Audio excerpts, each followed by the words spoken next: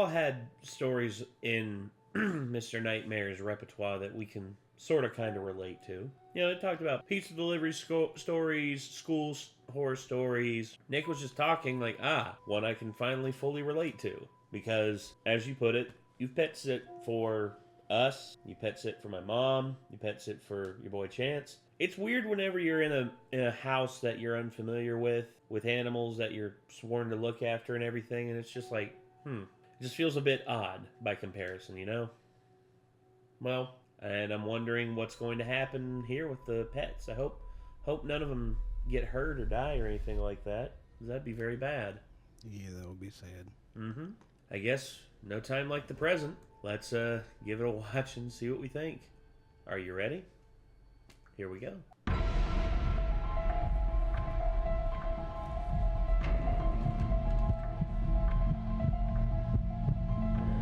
When I was in college, I used to house sit for a family for a few years when they would go on their annual family vacations.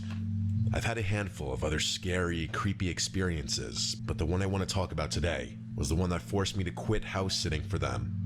I was in my 20s and was trying to make ends meet. House sitting was one of the many side hustles I had.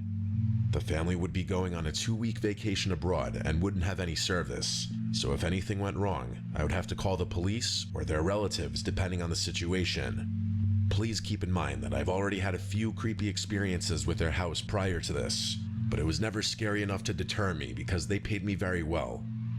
I used to work at an animal shelter, so I was well versed in animal care, and I knew about cat behavior. This family had 4 cats who were all very well behaved. For the first few days, all was well. I slept in the guest bedroom and went to school from their house because they lived close enough to where I could just walk to class and didn't have to pay for parking or bring lunch since I could just go back to their place. Then the issues began after a few days. My boyfriend at the time came over with dinner to keep me company, as he knew I was always a bit creeped out by the house. We sat in the guest bedroom and watched TV for a few hours eating, until he said he needed to go home. Sometimes he'd sleep over, but he told me on this particular night that he had a strong gut feeling he needed to sleep at home. He urged me to go home because that gut feeling he had was really bad. At that point, it was around midnight, and to be honest, I didn't want to go home. To put it bluntly, I have a complicated home life and didn't get along with my parents. The only time I'd get a break from home was the annual house sitting once a year, and I didn't feel like wasting it. My only sibling, who's also my best friend, moved out due to the toxicity, and honestly, home wasn't home without them anymore. I told him that I'll be fine, and I'll lock up after he left. He was still really uneasy, and tried to persuade me to go home once again. He tried to explain that while he had slept over before, for some reason tonight, the house just felt unsettling. I thought it was because the house was over a century old, but it was just renovated, so I felt better about it. I reminded him that there was a home security alarm that I always set, the neighborhood was safe, and I had 4 friendly cats with me. He reluctantly left and drove home, and that was when it started happening. I shut all the doors and windows, locked everything, and set the security alarm. Once I got comfortable in bed, the TV started to turn on by itself. We were just using the TV, so I thought I accidentally sat on the remote, but I saw the remote on the nightstand. I quickly turned it off.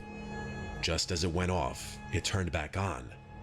I thought it was strange since the TV was working perfectly the entire night, but it was even stranger that when the TV turned on by itself, it went to this off channel like it was just black and white, like it had no signal.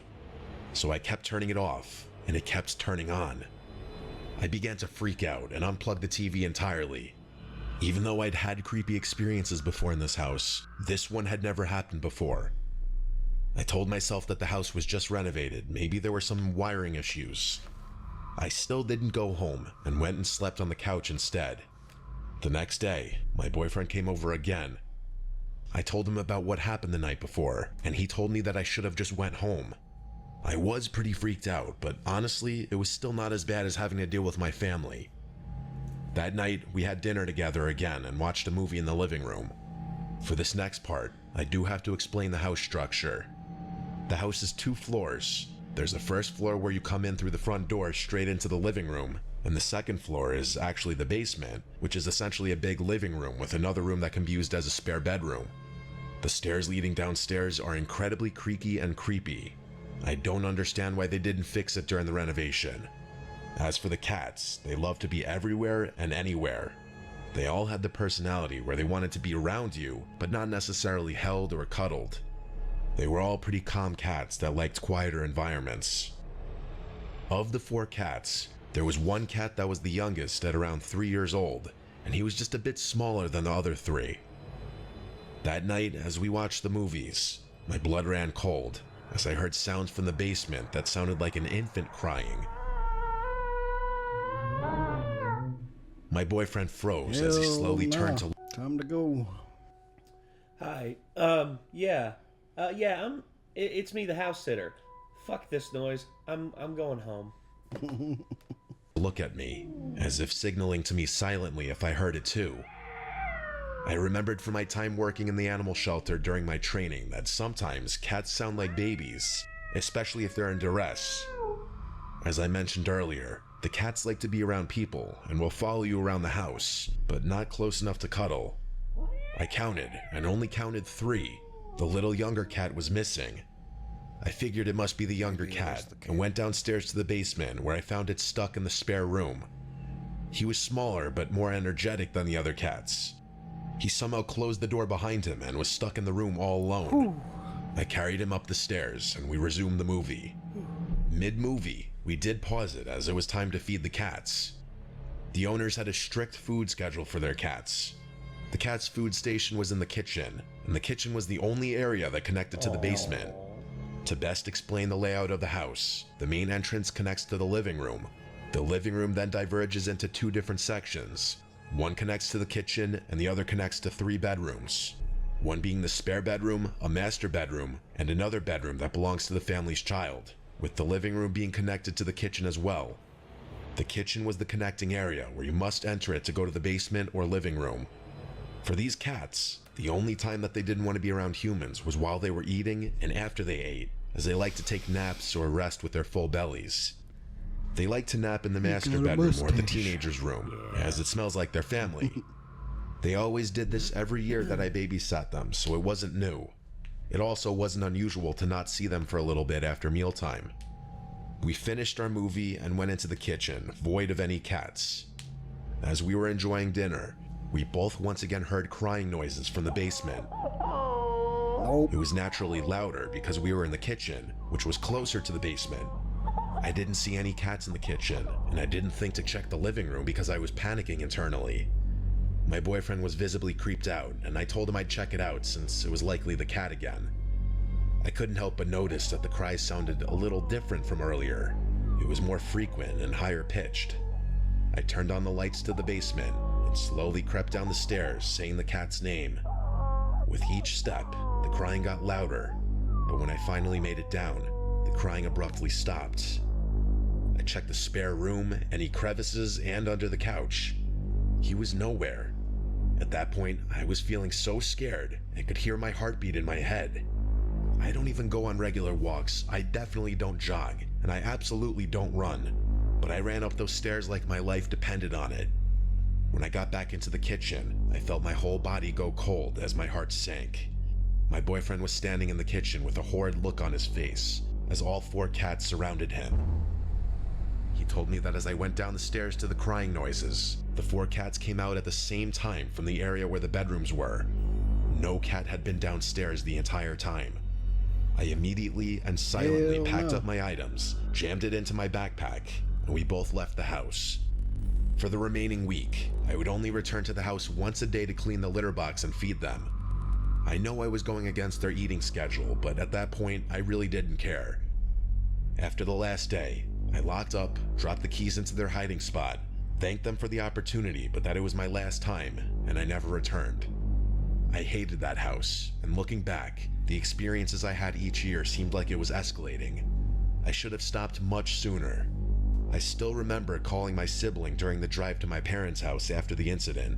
I felt even worse when they revealed that they also had their own experience in that house, and kept it away from me because they knew I was trying to save money to move out, and they didn't want to scare me. Well, that's, I was gonna say, a kitty cat cold or something like that. I mean, I don't know. It's It's weird that all 4 cats just, like, came out and surrounded the boyfriend. It's like... They're all like, hey, did your girlfriend just go downstairs, bro? Because she's about to die. Maybe. There's maybe that, yeah.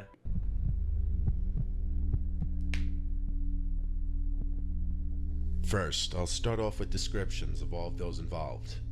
My name is Kelsey. I was 17 years old at the time of this event. I'm 5'3". My friend Haley's 5'8". My friend Sammy is 5'7". It was March 19th, 2016. I was dog sitting at my mom's friend's house for some extra cash to help me out before going off to college next year. Hey. It was a cool spring night, and the people I was dog sitting for have a super cool sunroom where my friends and I like to smoke. So I decided to invite 2 their heights off at the beginning of a story before. Don't know, it's a weird one. of my other friends over to spend the night and make this whole dog sitting thing more fun. Haley and Sammy were a little older, with Haley being 23 and Sammy being 22. They brought over some vodka for us to drink. We hung out for a couple hours, drinking, smoking, laughing, and catching up. Then we start to get a bunch of phone calls. Now normally this would not be weird, except for the fact that the phone was supposed to be disconnected. We ignore the first couple phone calls, thinking they'll leave a message or a call back in the morning, as it was nearly midnight. The calls were persistent, and we could tell this person was not going to leave us alone until we answered. Sammy decided to answer the phone, and there was a man on the line, claiming to have the owner's wallet at a gas station 25 minutes from the house, which did not make sense. This man insisted that we come pick up the wallet now, which we all found extremely odd. After minutes of this man insisting that it was urgent that we come pick up the wallet, Sammy finally got the man to understand that we were not leaving the house and that we'll get it in the morning. We hung up the phone and all got a weird feeling in our stomachs. We grabbed the dog Willis and run into the back bedroom, shut all the blinds, and lock the door. We already have impaired judgment because of the weed and booze. We talk things out, and we decide we were just being paranoid, and the man was just trying to make sure we get the wallet back to the owner safely. Hours go by of us drinking and smoking some more. Then we decide to watch a funny movie and make some food to calm down and get ready for bed that night. We move from the sunroom to the living room and pop in a DVD. The sunroom is located in between the kitchen and living room of the house and the backyard by the pool. The door in between the pool and the sunroom does not have a lock on it, but the door that's in between the kitchen living room and the sunroom does not have a dog door for Willis to go out back to go to the bathroom. So we all agree that, although we were a little spooked by the phone call, we were in a safe neighborhood, and Willis would bark if anything were to come to the door. Time creeps by. We were laughing on the couches, Haley and I sitting next to each other on one, and Sammy across the room on the other. The clock struck 3 a.m., and that's when things started to get creepy. Remember earlier how we left the lockable door open to the sunroom so that Willis could get outside to pee? That's where he entered from. I'm fully immersed in the comedy, but do you ever get that unexplainable feeling that you're being watched by somebody? That feeling suddenly became overpowering. I turn towards the kitchen and see a dark mass hunched over in the kitchen. Hell no. I freeze and for a second think I'm seeing things. I watch as this mass reaches up into the cabinet, and that's when I realize there's someone in the house. I nudge Haley's side with my elbow and say real quietly, "Haley, I think there's somebody in the house." She looks into the kitchen and screams bloody murder. This dark mass then whips his head around and looks directly at me. We make eye contact, and I felt my entire body tense up. All I could see were his piercing blue eyes contrasting against the orange lamp just below the cabinet on the table. Everything else was covered by his black hoodie, pants, shoes, and gloves. He even wore a ski mask that covered up to his nose and mouth. Sammy then gets up to look at what Haley and I are staring at, and somehow musters up the courage to yell, "Get the fuck out." He calmly closes the cabinet and slowly walks out the sunroom doors. We immediately get up and rush to the corner of the room farthest from where he was crouching and call 911. They arrive 3 minutes later and search the entire apartment, take our statements, and sit outside the house for the rest of the night to see if the intruder would come back. The three of us did not stick around long enough to see if he would. We leave our booze, weed, and my car all at the house with the cops and the dog and head home. We come back the next day to find clothes all throughout the house messed with, and crumbs by the doggy door, understandably so Willis wouldn't bark at whoever came in. To this day, We still have no idea who called us and or who came into that house. I have not been back since. They got lucky, whoever it was left when they told them to. Yeah, that's... Ooh, damn.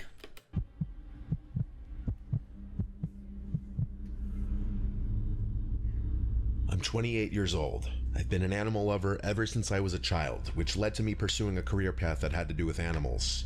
I'm a veterinary assistant, but for a while I also had a little side gig in which I'd offer to house sit animals for people going away on vacation and such. This ranged from cats to dogs to birds. I had actually house sat entire weekends a few times for people who presumably didn't have any family available to watch them. Being a young female who also already works at a veterinary hospital, most people weren't intimidated by the idea of me staying in their house while they're gone. I wasn't just some random person off the street. My credentials were all over the internet. I got a response to my ad one day from a man named Jeremy seeking my services. He had a 20-something-year-old macaw and a cat that he needed to have watched for a weekend while he went away. He brought up a price right away and offered me $300 for the entire weekend. I accepted that offer because that was a fair deal. I have experience dealing with birds of all types, including macaws, but this would be my first time I'd ever watched one for an entire weekend. I met Jeremy at his house. It was a basic, normal corner house for the neighborhood. He was a short man in his late 50s if I had to guess. He had graying hair and a graying mustache. He seemed very friendly. In my experience, most animal lovers are. After meeting Jeremy, I met his bird Ringo and his cat Casper. Ringo was huge. I've handled macaws in the past, which I assumed was part of the reason Jeremy hired me. He told me about Ringo's personality and quirks and how to get him to quiet down if he makes noises. Ringo kept saying "Daddy's home" as Jeremy would handle him. He laughed and said that's what he says when he sees him. Ringo said a few other phrases along with that, all of them 2- or 3-word phrases. After showing me how to clean the cage and everything like that, he showed me the rest of the house and told me how often to feed Casper. He asked that I don't go into any other bedrooms upstairs besides the guest bedroom where I'd be sleeping, which was understandable. There was a bathroom upstairs right next to the bedroom, and he told me I could help myself to his food. However, I'm a vegan, so I brought my own food for the weekend. After all of this and him getting to know me a bit, he gave me the key to the house and left. I watched through the window as he drove off, and I was left alone with Ringo and Casper. It was already late in the day at this point, like 8 p.m. It was dark out, so there wasn't much left to do that night. Casper was already fed, and Jeremy already left enough food in Ringo's cage for the night. The cage was in the living room in the center of the house, right next to the TV, so I turned on the TV and plopped down on the couch. Casper was hiding somewhere in the house out of sight. Ringo was just sitting in the cage watching me. After a couple of hours of watching TV and eating my little dinner, I went to bed. No reason to stay up super late. I slept with the bedroom door open, and I woke up in the middle of the night to a sound. The best way I could describe it was 2 loud cracking sounds. I sat up and listened for a second. Nothing, so I laid back down and went back to sleep. There was a giant bird in a cage downstairs. Hearing sounds was not unexpected. The next day was pretty easy. I cleaned up Casper's litter box, fed him, and fed Ringo. I let Ringo out to play for a couple of hours. He perched on the back of the couch behind me as I watched TV. Jeremy told me that Casper and Ringo typically ignore each other, so I wouldn't have to worry about one attacking the other. Wonder if he's gonna end up saying "Daddy's home" whenever the dude's not actually back yet. Maybe. Fast forward a few hours, and I left the house to go explore the area a little bit. I went for a walk in the park and FaceTimed a couple of my friends. I did a little driving around too, and picked up some food for dinner that night before returning to the house. It was around 7 o'clock when I returned. I interacted with the pets for a couple of hours as I ate my dinner and watched TV. Jeremy was supposed to be returning home late tomorrow. I called it a night early again. I went to sleep with the door open again. However, once again, I woke up to a sound. This time, I believe it was the sound of the bedroom door closing. I looked up and saw that the bedroom door was now closed. While the windows were open, there was little to no wind to create a draft. This was weird. I also could hear sounds from downstairs.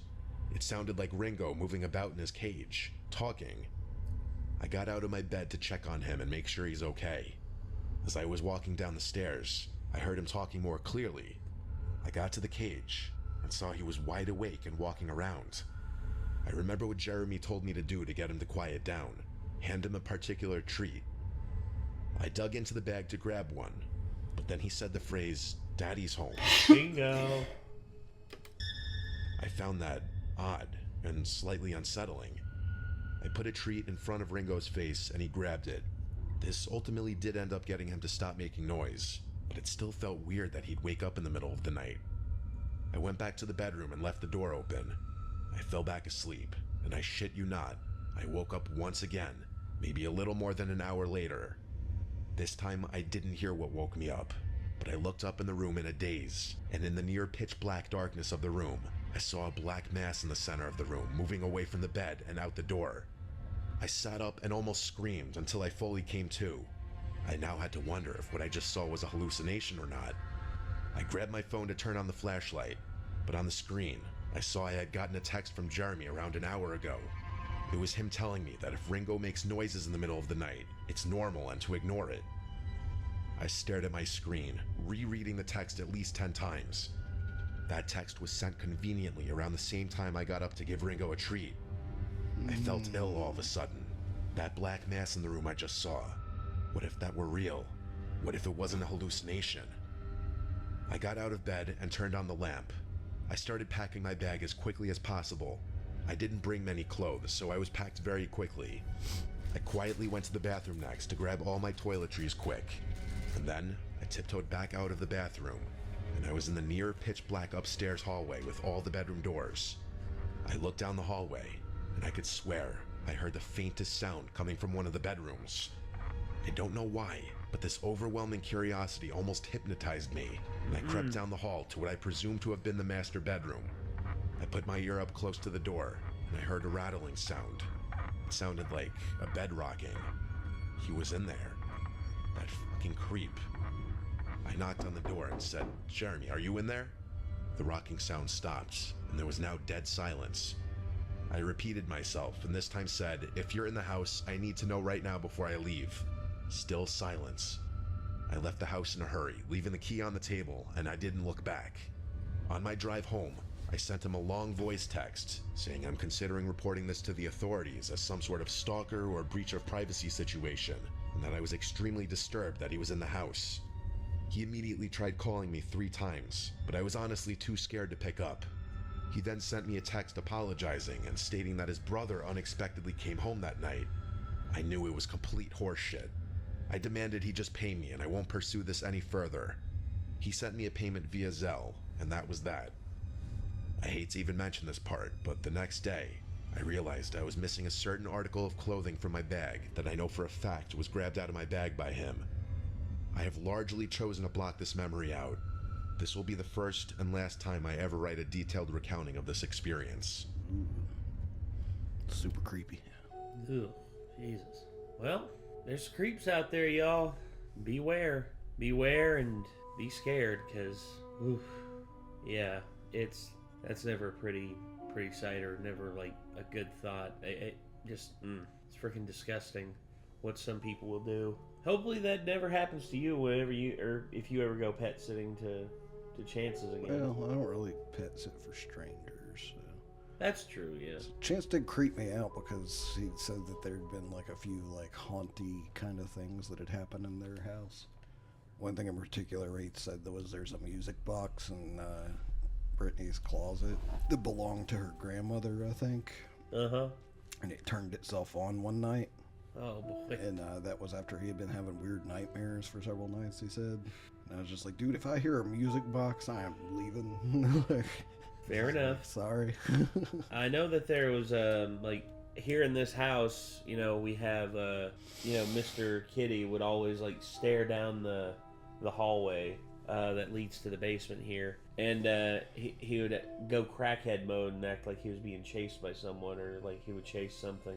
And we had a dog that lived here, Rusty, that would often like charge up and down the hallway. He was very skittish and everything. And it makes me wonder, just like, what was that Rusty? Was that Rusty that interacted with Mr. Kitty? Could be.